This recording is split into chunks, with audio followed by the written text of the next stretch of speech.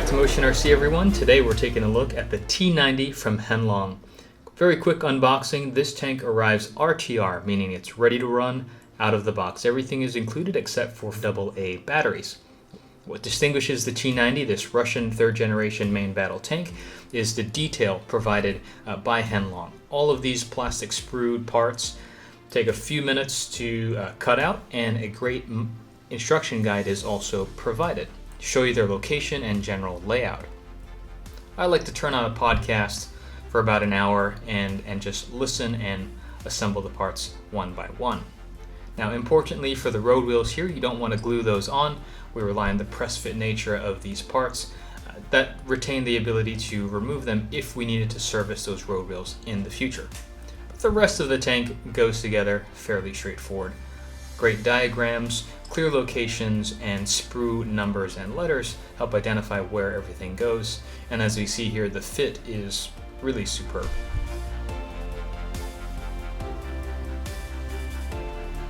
We get a good look at some of the accessories included with the tank, from a machine gun up top to smoke grenade launchers and the Stora missile anti-missile system. This is an optoelectrical dazzler that helps to confuse incoming anti-tank missiles and increase the survivability of the crew.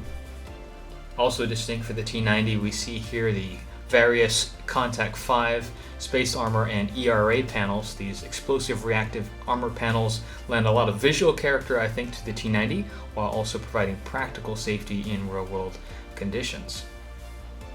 Moving to the top of the turret, again we see the nice factory applied paint out of the box. The tank really looks great, and adding these accessory parts, as they're called, really, I think, enhances the visual interest of the model. To me, the T-90 is so unique in that it makes such a great display model, as well as a base for customization for those of you out there who want to weather or repaint your T-90, and also for those out there just wanting to run the tank as an RC. Wide tracks, good ground clearance, it overall is a really excellent tank. This is one of Heng Long's more recent additions to their lineup, and it shows in terms of overall engineering. Finishing up the right side of the turret here, again just pressing everything in, and we can move to the engine deck in the rear. These oil drums, these fuel drums, are connected via a series of flexible silicone tubing, which I think again enhances the overall realism of the model. Looking good. Now, like all Heng Long models, decals are provided. These are adhesive vinyl decals. They're not water slide, so you're just going to burnish them with the back of your fingernail. Do not use water. And as you see here, just slowly peel off the clear upper layer. The decals lie very well without any type of solvent or solution. Just use your fingernail to sort of push them into crevices and wait about 10 minutes before peeling off the clear layer.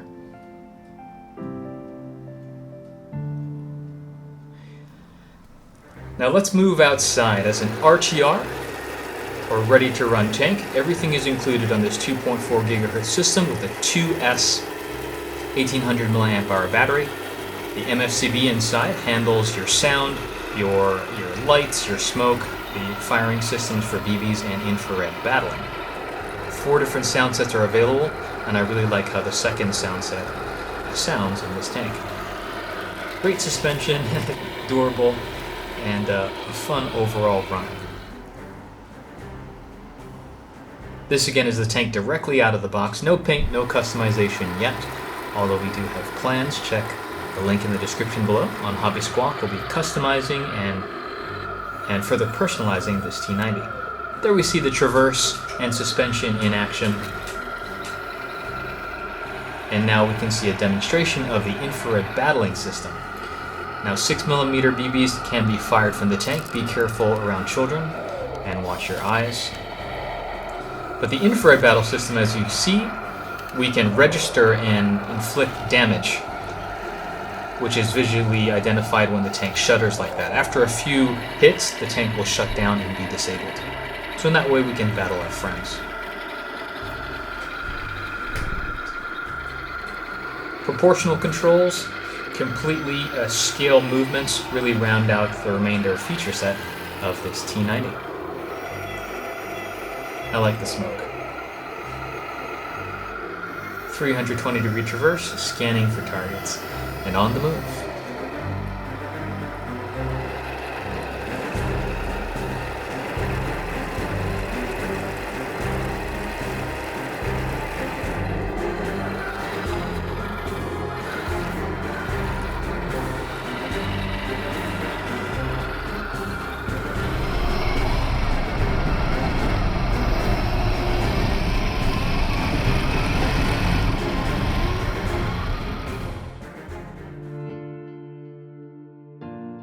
Welcome back. We're back in the studio now to give you my final thoughts on the Heng Long 1/16 scale T-90. So this Soviet main battle tank really stands out in a lot of different ways.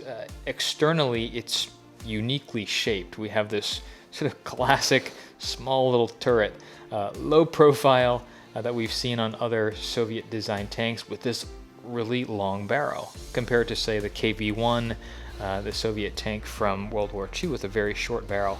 This 120mm smoothbore, just it's the length of the hull itself.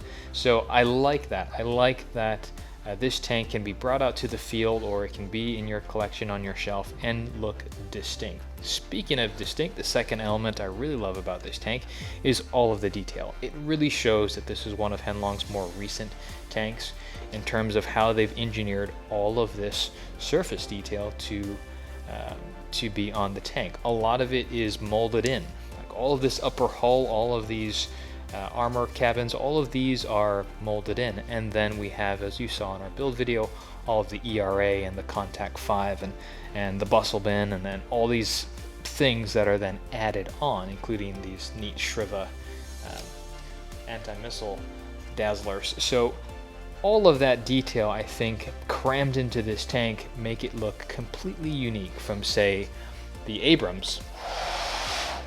These tanks can be put side by side and we can see just how different they are in approach and design aesthetic and armor layout and whatnot. I like distinct, and that's where the T-90 really shines. Now, if you don't care about sort of the aesthetics and the history and all that, those types of things, you're just into how it runs, I can say that the T-90 runs really, really well. It's low to the ground. It's got, even on this upgrade version with steel gears in the gearbox internally, we've got these metal idler arms, which are really nice. All the road wheels are plastic, as you know. However, I like that these are metal and not plastic out of the gate. Its wide base makes it very stable. I can go about 30 degrees or so over surfaces and not worry about tipping over. And as you see, we still have our infrared transceiver there that we were using to fight earlier over the past few days. So I decided to leave that there to show how it sort of blends into the tank as a whole. Now, from a modeler's perspective, this tank also has several advantages in that you can imagine different color schemes, and we'll show you some of those in the link in the description below on Hobby Squawk, that showing how people have taken this tank and really personalized it and customized it, weathered it, and really made it their own. Even though it is a modern tank developed in the late 90s and continuing service to this day, it still has that Cold War T-72 feel, which again is just very distinct and appeals to many modelers. I like how Heng Long basically nailed the overall proportions and the design intent of the real T-90 tank, and so in that sense, high marks for me all the way around. Now, no tank is perfect, and this one has a couple of things that I think you should be mindful of. First of which are the decals. You notice in the build log I chose to omit the decals out here just because they looked a little chintzy. The other thing is some of these parts you want to follow the build video to see how to install them. Some of them, like this one, super easy. They just plug right in.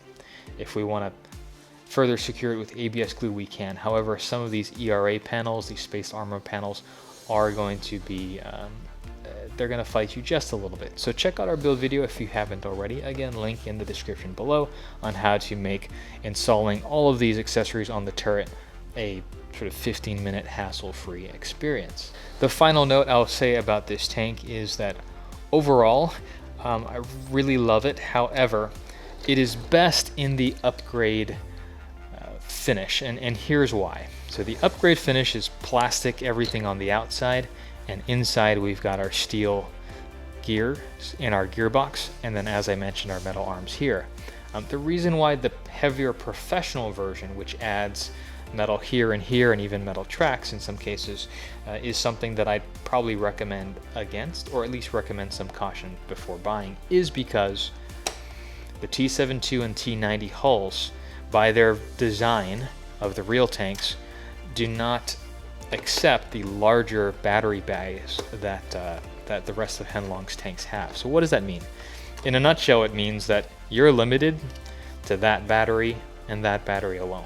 Whether your tank weighs 2 pounds or whether you overload it with a whole bunch of metal upgrades and it now weighs 6 pounds, it's still going to be pulling the same amount of juice. So if you do go into the full metal upgrades or the more in-depth metal upgrade paths, just be mindful you're not able to upgrade the battery to counteract that increase in weight. So something's got to give, and that's your runtime. If you double the weight, plan for your runtime to probably be reduced maybe almost half.